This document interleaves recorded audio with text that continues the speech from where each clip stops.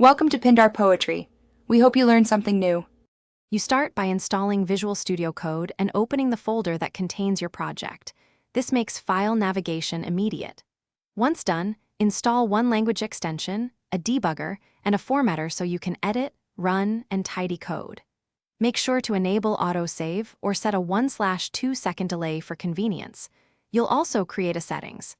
JSON for workspace overrides. This keeps project preferences separate and prevents global conflicts when you switch between repositories. Now you configure the workflow. Open the integrated terminal and set your default shell so commands run where you expect. Then create launch. JSON to define debug configurations and tasks. JSON to automate builds and linters. This saves repetitive steps. Once configured, pin split editors and learn multi-cursor editing to speed edits. Make sure to add workspace recommended extensions so teammates get the same tools. This reduces environment drift and keeps everyone productive when collaborating. Finish by enabling built-in Git, syncing your settings across devices, and adding user snippets for repeated code patterns.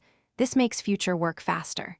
Use the Problems panel and output logs to diagnose failures and run your configured tasks to validate builds. If something breaks, disable recently added extensions and reload the window. This often resolves conflicts.